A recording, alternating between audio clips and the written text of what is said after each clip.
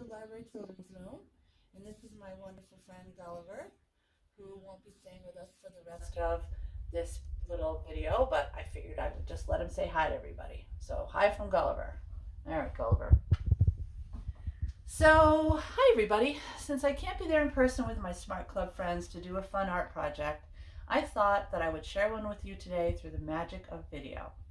I usually do my monthly program with just K and first graders, but this one is actually great for kids of any age. Preschoolers, teens, and adults too can have a lot of fun doing this one. I do miss you all, and I can't wait for us to be all together again. All right, today we're going to be doing texture rubbing art. What we're going to need are just a few things. We're going to need a pencil, some crayons, or some colored pencils. Any one of these things will work. We're going to need some paper, a piece or two of plain white paper. Lined paper will work too, if that's what you have. And a ruler or something with a straight edge, like your notebook or a book, or even a box will work. And the last thing we're going to need is stuff with texture on it. Now, the first things are pretty easy. Everybody's got pencils and rulers and crayons and paper. And the last one is going to require a little bit of looking around your house. I've gathered a few things here, but everybody's got stuff around their house that they never even realized has texture. So what I've got here, I've got a book with a neat texture on it of Charlie Brown. I've got a license plate. I've got a coin. I've got a little what you call a trivet, I think, or something that you could hang on the wall as a decoration. I've got a rock. A can has a good texture on it. You may not realize it, but there's going to be a great texture on that. I even have, from a long time ago before I got married, an old nameplate with my name on it. I'm only going to do the Susan part, not the Olson part, because I'm not an Olson anymore. And I've got this placemat. So those are all things with texture. So take a few minutes and look around your house. There may be even some neat textures on the wall. There may be a cool picture with a cool picture frame that's got a neat design on it. Just kind of look around and see what you can see. You'll be surprised what you're going to find around your house that has texture. Okay, the first thing we're going to do is we're going to take our piece of white paper, one of our pieces of paper. If you're using lined paper, that's fine. You can section it off as well. So you're going to take your lined paper, and I've already made 4 sections. You can start with 4 sections. What you can do is use your ruler and just section off the parts. You don't have to be perfect. It's fine if it's just, it's kind of uneven like mine is. So anyway, so we've marked off those 4 sections, and now I'm going to go over here, and I think for the first one, I'm just going to use the placemat, which I've set over here, and I'm going to choose red for my color. I've already set out some colors. Just a word of advice, if you can, and if you're using colored pencils or crayons, use the darkest colors you have, okay? Because they're going to show up the best on that white paper. So you can see that this is making a really cool texture on this paper. All right, so our first section, let's call that done. It looks pretty good, I think. Okay, can everybody see that? All right. Now for the next one, I think what I'll do is I'm going to use this dish over here. This is a neat old dish that I've had for many years, and it's got some neat things that were impressed on the edges. So I'm just going to take that, put it underneath my paper, and then I'm just going to do some rubbing. Rub away. Okay, and you can see that's got a neat design. It might be a little hard to see at first. Maybe I should try a crayon on that one. Let's see. Let's try a crayon. Oh yeah, I think the crayon's going to work a little better on this one. And it's got all kinds of neat bumps and little textures and things on it, so there's part of it. I'm going to put a couple more of this one on here. Oops. That's okay. It doesn't have to be perfect. There we go. There's some pink. There's some more pink. And since that's a pretty big section, I think what I might do is take one of my smaller things. I'm going to take this coin, and I'll put that kind of right in the middle. And then I'm going to take my green colored pencil, Or actually, I want to show you how it looks with a regular pencil. So we'll do that with a regular pencil. Okay, and I'm rubbing and rubbing and rubbing and rubbing. And you can see that it's starting to say the words United States. And since it's the back of a dollar piece, I'm using a bigger coin so it shows up better, but you can use pennies or dimes or quarters. Here you can kind of see the outline of Mr. Eagle there. All right, so that's going to be in the middle. That looks pretty cool. Awesome.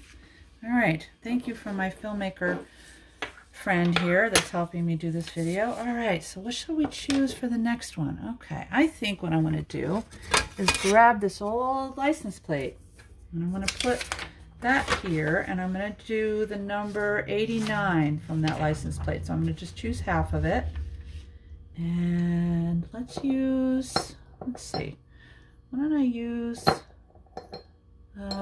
orange for this one, or at least for the 8. So this is where the 8 is. I can feel that 8 outline, so I'm just going to rub over that. And look, that 8 is magically appearing here on the paper. Here we go. All right, and maybe if I can get the 7, I'll take my green.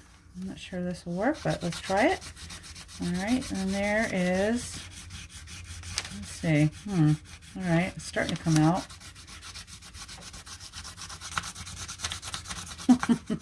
Well, for some reason that one doesn't quite look like a 7, but it's got a cool, oh no, I'm sorry, that's not a 7, that's a 9. Sorry about that. The license plate number is 8970, so there's the 8 and there's the 9. So that's kind of cool.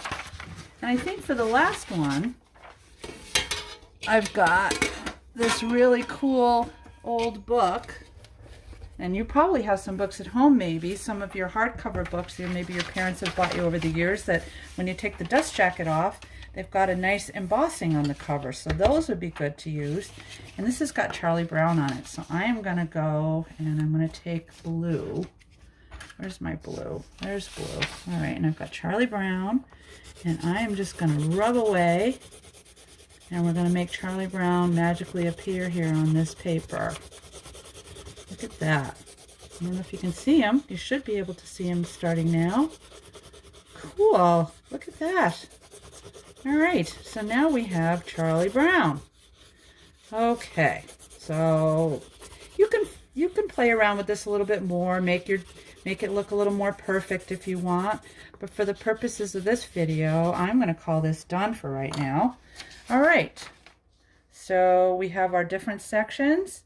And actually, I did 89 over here, but showing it this way, it's also 68. So that kind of works out kind of cool. So it can be upside down or right side up, either way. And then we've got this texture over here. We've got a few other textures over on this side. And so we've got 4 sections with these different sorts of textures and designs and graphics on them. So now, the reason I had you guys section it all off is so that when you're all done, and maybe, hopefully, all of your members of your family weren't watching, you can show this drawing to them, or this piece of art, and you can say, hey, where do you think I got all these cool textures and things from, and these cool graphics and designs, and see if they can figure out where you found them. Maybe you'll give them hints, maybe you won't. You can make it kind of a guessing game, something fun for your family to join in and do with you. Okay, so that's our first drawing. And I'm not going to take a lot of time here, but this, I thought we could do another one. And this time, let's just do it a fun one. Let's just don't do any sectioning. We're just going to take different things, and we're going to do different colors, and we're just going to fill the page with all different kinds of things, just all kinds of textured splotches all over your paper. Okay, I'm going to take this lid that came off of a raspberry sherbet thing, and I'm going to take my crayon and I'm just going to rub along that, and see, I'm getting a cool texture there, just like ribby kind of lines. And then if I have some coasters that have a design on them, so I'm going to take a coaster and put that under my paper, and I'm just going to rub a little bit of that and get a little design of that on there.